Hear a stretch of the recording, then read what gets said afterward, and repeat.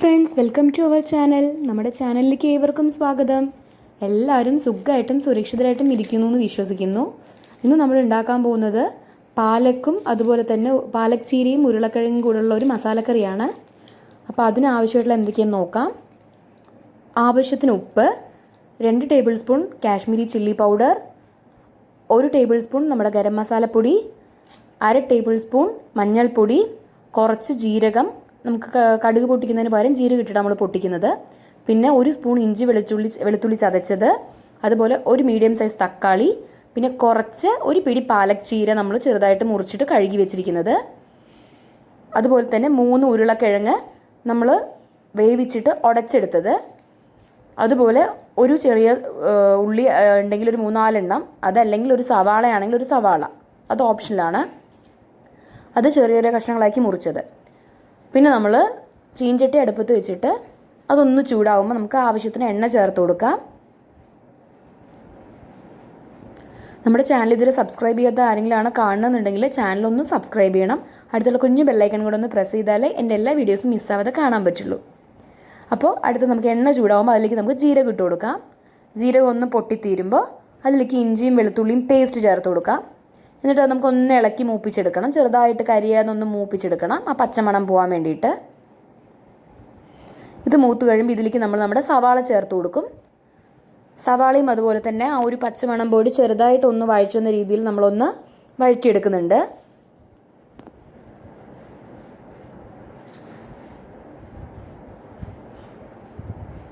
അതൊന്ന് വഴഞ്ഞു വന്ന ശേഷം നമുക്കിതിലേക്ക് നമ്മുടെ മസാലപ്പൊടികൾ ചേർത്ത് കൊടുക്കാം. അപ്പോൾ ഇതിൽ മഞ്ഞൾപ്പൊടി ചേർത്ത് കൊടുത്തു, ഗരം മസാലപ്പൊടി ചേർത്ത് കൊടുത്തു, അതുപോലെ തന്നെ മുളക് പൊടി ചേർത്ത് കൊടുത്തു. ഇനി നമുക്ക് നന്നായിട്ട് എല്ലാം കൂടെ ഒന്ന് മിക്സ് ചെയ്തിട്ട് നമ്മുടെ ഈ മസാലയുടെ പച്ചമണം പോകുന്ന രീതിയിൽ നന്നായിട്ടൊന്ന് നമുക്ക് വഴറ്റിയെടുക്കണം. എന്നാൽ കരിഞ്ഞു പോകാനും പാടില്ല. അപ്പോൾ നമ്മുടെ മസാലയൊക്കെ ഒന്ന് മൂത്ത ശേഷം ഇതിലേക്ക് നമുക്ക് ആവശ്യത്തിന് ജീരകപ്പൊടി ചേർത്ത് കൊടുക്കാം. അത് ഓപ്ഷനിലാണ്, ടേസ്റ്റ് ഇഷ്ടമുള്ളവർക്ക് മാത്രം, പക്ഷെ ഇട്ട അടിപൊളി ടേസ്റ്റാണ്. അതുപോലെ കൊഴുപ്പിന് മല്ലിപ്പൊടി, അതും നിർബന്ധമില്ല, കിഴങ്ങിൻ്റെ കൊഴുപ്പുണ്ടാവും, പക്ഷേ എന്നിരുന്നാൽ പോലും നല്ലൊരു കൊഴുപ്പ് വേണമെന്നുണ്ടെങ്കിൽ അതിന് നമുക്ക് മല്ലിപ്പൊടിയൂടെ ചേർത്ത് കൊടുക്കാം, ഒരു 2 ടേബിൾ സ്പൂണോളം. അതായ ശേഷം നമുക്ക് അതിലേക്ക് ഒരു തക്കാളി മുറിച്ചത് നമ്മൾ എടുത്ത് വെച്ചിട്ടുണ്ടായിരുന്നു, അതുകൂടെ ചേർത്ത് കൊടുത്തിട്ട് നന്നായിട്ട് മസാലയെല്ലാം തക്കാളിയും കൂടെ ഒന്ന് മിക്സ് ആവുന്ന രീതിയിൽ നന്നായിട്ടൊന്ന് വഴറ്റിയെടുക്കുക.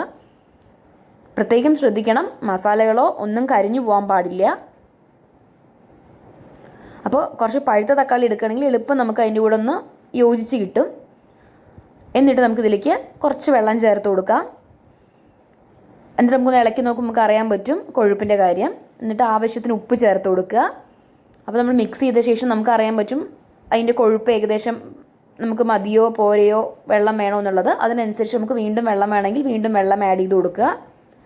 അതുപോലെ തന്നെ നമ്മൾ ഉപ്പ് ഒന്ന് ടേസ്റ്റ് ചെയ്ത് നോക്കുക, മതിയോ എന്നുള്ള ഒന്ന് ടേസ്റ്റ് ചെയ്ത് നോക്കുക.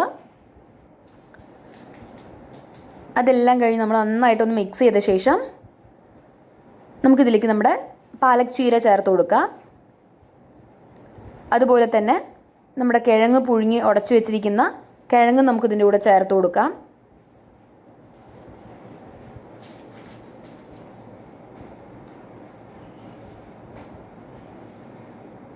ഇത് രണ്ടും കൂടി ചേരുമ്പോൾ നല്ല അടിപൊളി കോമ്പിനേഷനാണ്.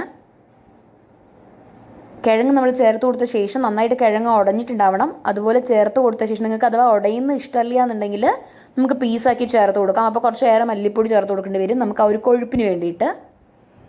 ഞാൻ പക്ഷേ ഇത് ഉടച്ചാൽ ചേർത്ത് കൊടുത്തിരിക്കുന്ന കൊഴുപ്പ് കിട്ടാൻ വേണ്ടിയിട്ട്. അപ്പോൾ നമ്മൾ പ്രത്യേകം ശ്രദ്ധിക്കുക, കിഴങ്ങ് ഇട്ട് കൊടുക്കുമ്പോഴും നന്നായിട്ട് നമ്മൾ കയ്യിലുകൊണ്ട് അല്ലെങ്കിൽ തവി കൊണ്ട് നന്നായിട്ടൊന്ന് ഉടച്ച് മിക്സ് ചെയ്തെടുക്കണം എല്ലാം കൂടെ. ഇല്ല എന്നുണ്ടെങ്കിൽ ചിലപ്പോൾ കിഴങ്ങിൻ്റെ കൊഴുപ്പ് അതിലേക്ക് ഇറങ്ങാൻ സാധ്യതയില്ല. അപ്പോൾ അതുകൊണ്ട് നമ്മൾ എല്ലാം കൂടെ നമുക്ക് നന്നായിട്ടൊന്ന് ഉടച്ചെടുക്കാം. അപ്പം നമുക്കിനി ഇതൊന്ന് അടച്ചു വെച്ചിട്ട് ഒന്ന് തിളയ്ക്കാൻ വയ്ക്കാം. കാരണം ആ നമ്മൾ ചേർത്ത ഉള്ളി അതുപോലെ തക്കാളി ഒക്കെ ഒന്ന് വേവാനുള്ള ഒരു സമയം എടുക്കുള്ളൂ. പാലക് ചീര അതുകൂടെ വേവാനുള്ള സമയം എടുക്കുള്ളൂ. കിഴങ്ങ് ഓൾറെഡി വെന്തമുണ്ട്. ഇത് കണ്ടോ, നല്ലൊരു തിള വന്നപ്പോൾ കണ്ടില്ലേ, ഏകദേശം കൊഴുത്തിട്ടുണ്ട്. അത്യാവശ്യം നല്ല മണമുണ്ട്. അതുപോലെ നമുക്കിതിലേക്ക് ലാസ്റ്റ് നമുക്കൊന്ന് ഫ്ലേവർ കൂട്ടാൻ വേണ്ടിയിട്ട് 1 സ്പൂൺ നമുക്ക് നെയ്യ് ചേർത്ത് കൊടുക്കാം. എന്നിട്ട് നമുക്ക് ഒന്ന് അടച്ചു വയ്ക്കാം. അപ്പോൾ നമ്മൾ കഴിക്കാറാവുമ്പോൾ എടുക്കുമ്പോൾ നല്ല കിട്ടു ടേസ്റ്റ് ആയിരിക്കും, നമ്മുടെ നാട്ടിലെ ചിക്കൻ കറിയുടെ ടേസ്റ്റ്. അപ്പോൾ അടുത്തൊരു വീഡിയോ കാണുന്നതായിരിക്കും. ബൈ.